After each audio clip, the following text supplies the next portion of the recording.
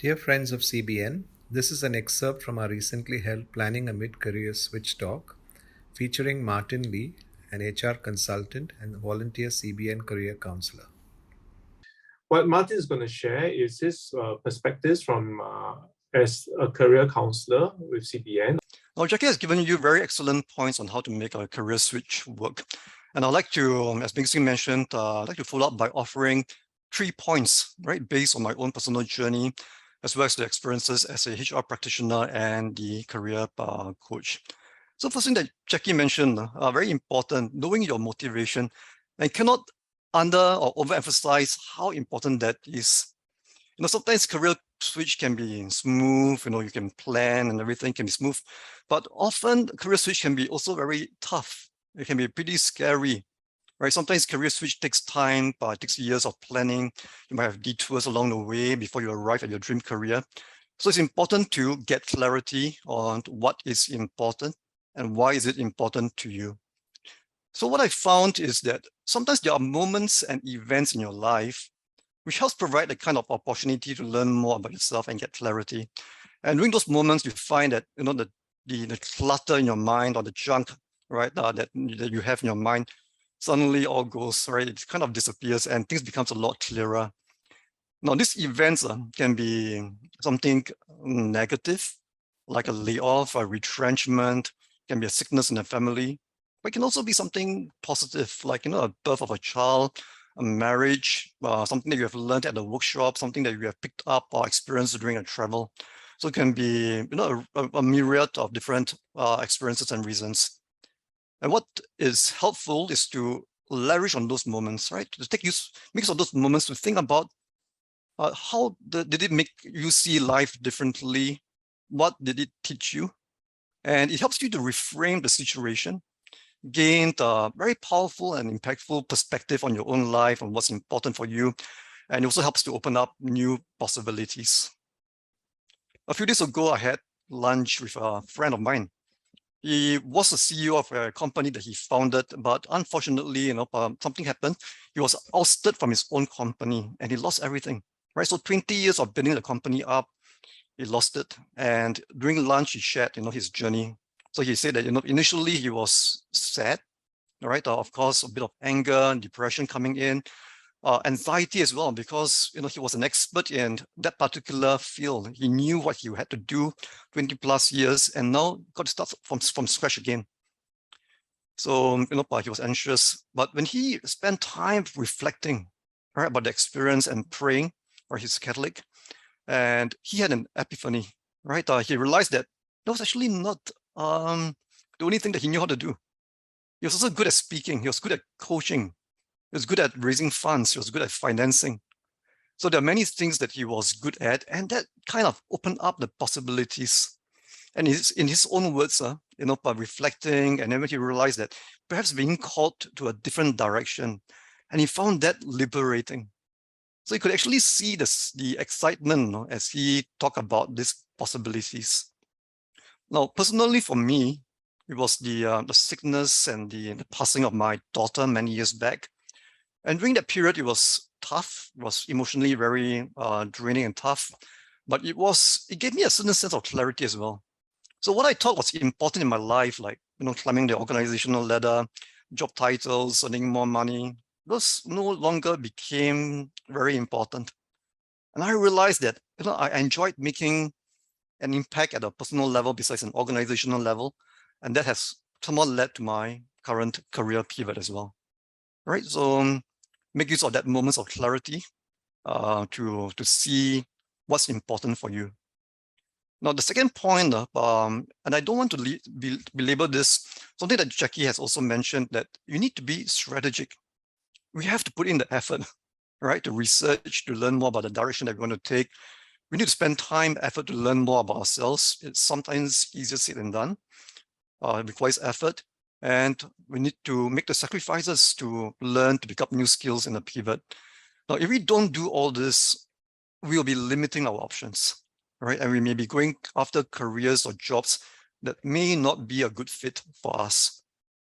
In my counseling sessions, I often come across clients who tells me things like, hey, Martin, I want to go into childcare. And when I ask why, oh, because I like children.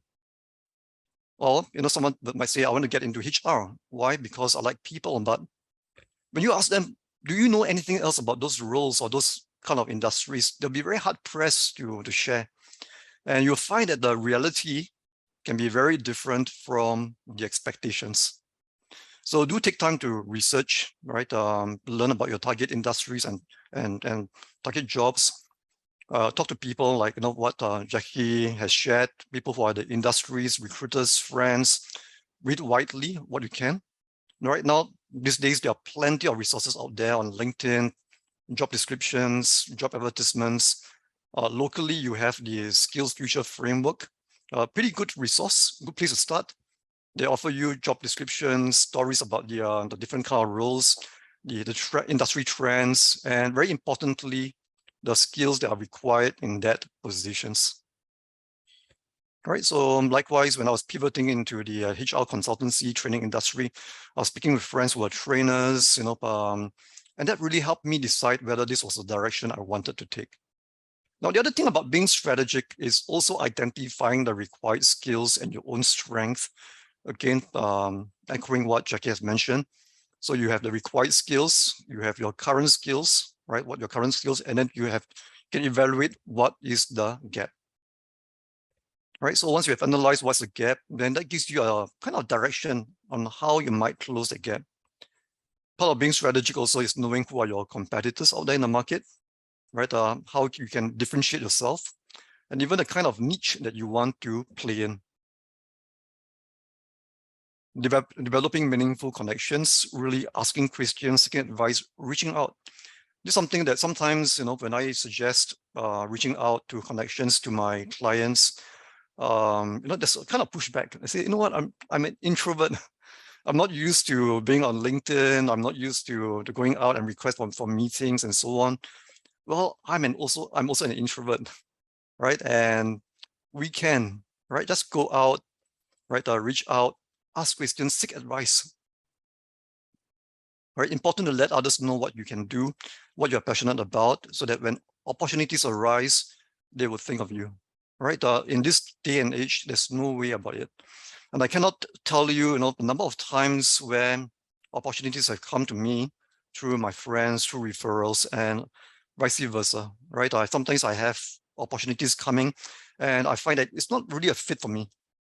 And I ask the recruiter, I ask the person, right, are you okay if I share this, right? I refer this opportunity to someone I know who might be a good fit. And the answer, right, 99.9% is yes, please do that. So a lot of opportunities comes through referrals. Now, the other point 3 I'd like to make, and again, echoing Jackie, is keeping an open mind and keep learning. In 1988, 1989, there was a book written by an author called Charles Handy, and the book is titled The Age of Unreason. And in that book, he predicted that in the future, the career would be made up of different jobs rather than one position that lasts for a long time. Now, Charles is right, because the future is now. And you see these days that the nature of work has changed tremendously, right? So instead of having one job working for a company, nowadays, careers can be made up of portfolio of skills and experiences. Gigs, side gigs, all this have become very commonplace now. In the past, when we look at gig work, we tend to think about blue-collar workers, right? The gig workers. But nowadays, freelancers, gig workers includes professionals. You see lawyers, consultants, accountants, marketeers, all freelancing, offering their services, right, to different clients. Again, in the past, employment tends to be confined by geography. So, we will be concerned about finding a job in Singapore or in another country, right? Sometimes, we're very particular also where you want to work. But nowadays, with technology, I can hire a website designer, which I have in Greece, right? Or in Peru for that matter. And similarly, you could be offering your services and your expertise to clients in another part of the world, right? So a lot of opportunities out there. So don't be afraid to try out new things, volunteer to take on projects, learn new platforms, offer your services to friends, small companies, for example, so as to learn and build up your portfolio.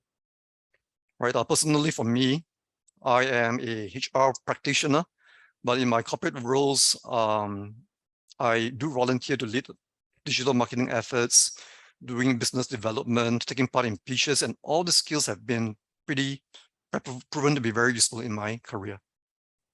Now, the fourth point, and this is a bonus point, right? What has helped me a lot, and many people that I know, is prayer. After all, as Catholics, we believe that God, our Father, has a plan for all of us, right? And all the talents that we have, all the experiences that we have had, the struggles, the challenges, the opportunities, they all were all given to us for a purpose.